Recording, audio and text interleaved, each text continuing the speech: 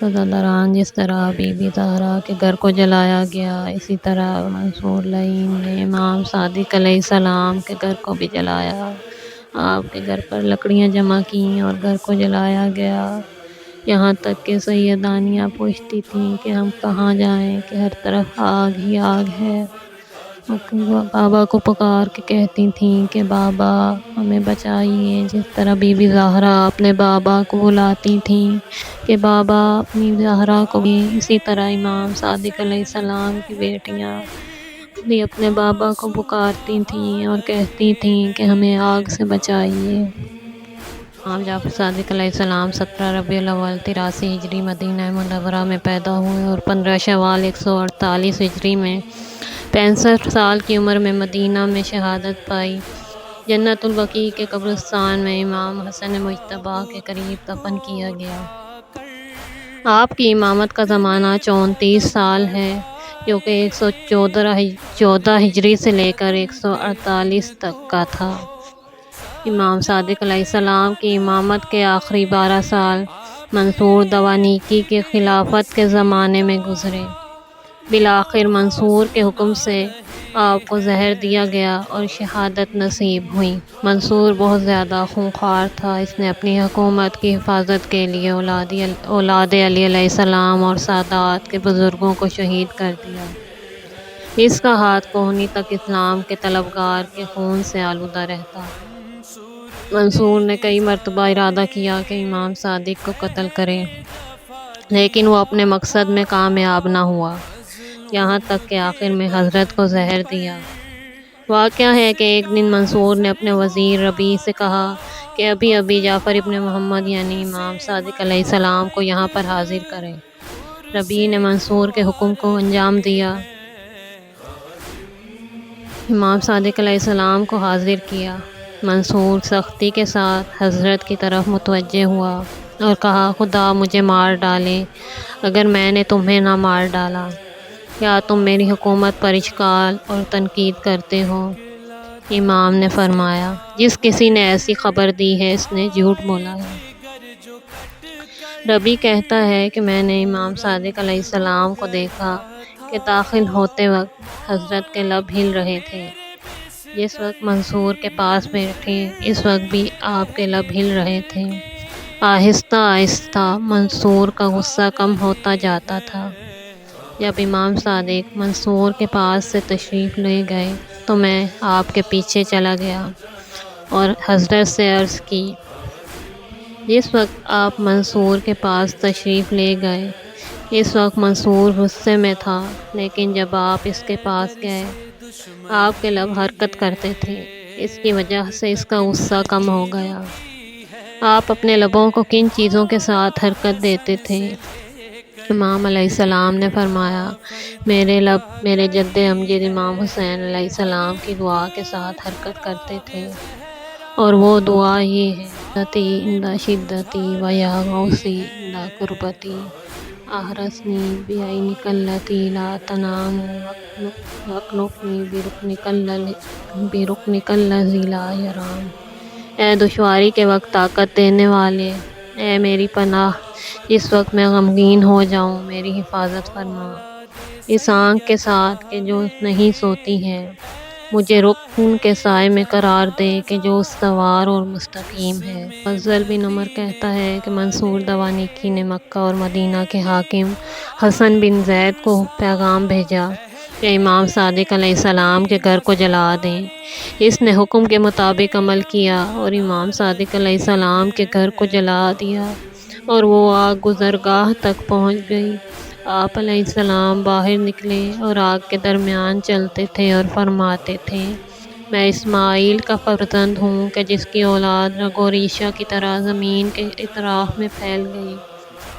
میں ابراہیم خلیل خدا کا فرزند ہوں کہ جس کے لیے نمرود کی آگ سرد ثابت ہوئی۔ آیات میں ہے کہ جس طرح بی بی زہرا کے گھر کو آگ لگائی گئی اور لکڑیاں جمع کر کے آگ لگائی گئی، اسی طرح امام صادق علیہ السلام کے گھر کو بھی آگ لگائی گئی۔ منصور کے حکم سے امام صادق علیہ السلام کو آدھی رات سربرہنہ منصور کے پاس گرفتار کر کے لایا گیا۔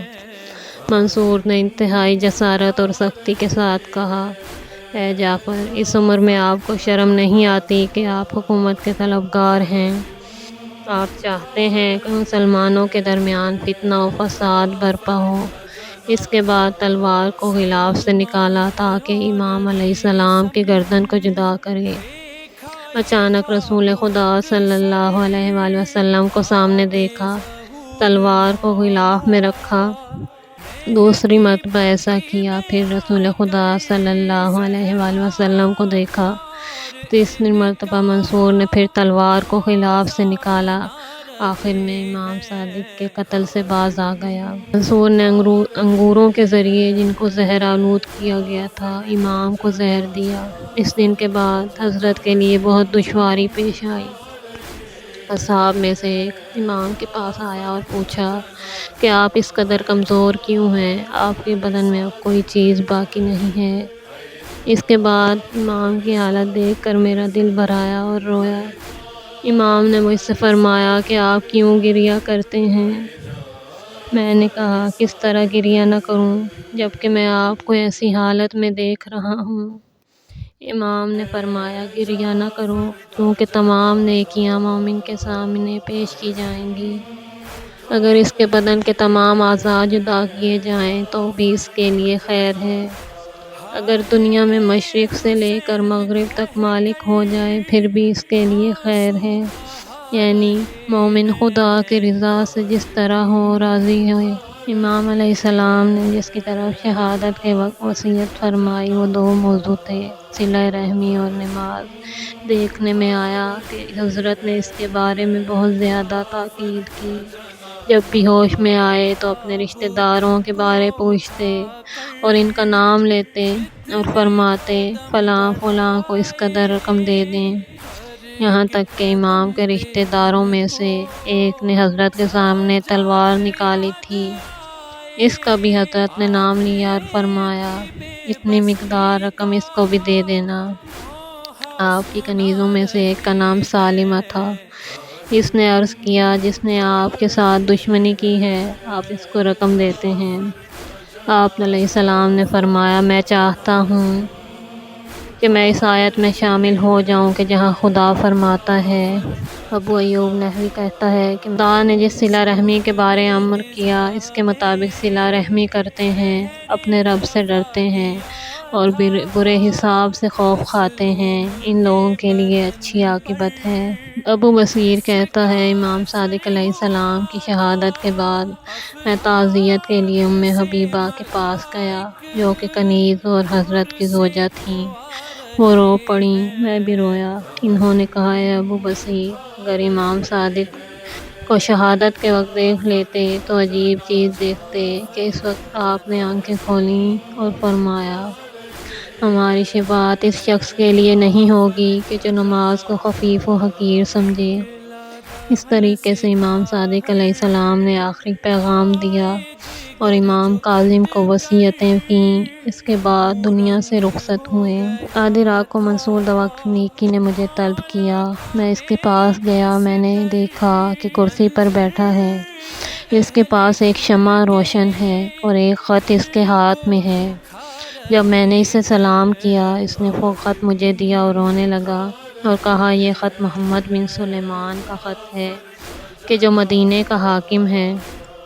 اس نے لکھا ہے کہ جعفر ابن محمد یعنی امام جعفر صادق وفات پا چکے ہیں، اور 3 مرتبہ کہا، انا للہ و انا الیہ راجعون، اور کہا جعفر جیسا کہاں پیدا ہو سکتا ہے۔ اس کے بعد مجھ سے کہا کہ محمد بن سلیمان کو لکھیں کہ اگر امام صادق نے کسی شخص کو معین کیا ہے تو اس کو حاضر کرو اور اس کی گردن جدا کر دو۔ تو خط کا جواب آیا کہ اس نے 5 آدمیوں کے لیے وصیت کی ہے اور وہ یہ ہیں: ابو جعفر، محمد منصور، محمد بن سلیمان، عبداللہ اور موسیٰ۔ یہ دونوں محمد بن سلیمان کے بیٹے ہیں اور حمیدہ حضرت امام کاظم علیہ السلام کی ماں۔ ایک دوسری روایت میں جواب آیا کہ 5 آدمیوں کے بارے میں وصیت کی ہے: ابو جعفر منصور، عبداللہ، موسیٰ، محمد بن جعفر اور اپنے ایک غلام کو۔ منصور دوالیکی نے کہا، ان کو قتل کرنے کا کوئی راستہ نہیں ہے۔ صادق علیہ السلام کی شہادت کی خبر سننے کے بعد ایک شاعر نے شعر کہے کہ امام الہدیٰ، صالح کے بعد آنے والے صالح، وجود خدا کی دلیل، اور صادق کے بعد ہونے والے امام صادق۔ ذلیل منصور کے ہاتھوں آپ نے وہ تکلیف اٹھائی۔ لاتعداد اہل ایمان سر و پا برہنہ حالت میں اس منافق کے محفل میں آ گئے۔ اعداء کے ظلم و جور سے اس کا دہن اتنا تلخ ہو گیا کہ اس کے لیے عمدہ ترین شہد بھی سم قاتل بن گیا۔ سزا دوران جس طرح بی بی زہرا کے گھر کو جلایا گیا، اسی طرح منصور لعین نے امام صادق علیہ السلام کے گھر کو بھی جلایا۔ آپ کے گھر پر لکڑیاں جمع کیں اور گھر کو جلایا گیا، یہاں تک کہ سیدانیاں پوچھتی تھیں کہ ہم کہاں جائیں کہ ہر طرف آگ ہی آگ ہے۔ بابا کو پکار کے کہتی تھیں کہ بابا ہمیں بچائیے، جس طرح بی بی زہرا اپنے بابا کو بلاتی تھیں کہ بابا اپنی زہرا کو بھی، اسی طرح امام صادق علیہ السلام کی بیٹیاں بھی اپنے بابا کو پکارتی تھیں اور کہتی تھیں کہ ہمیں آگ سے بچائیے۔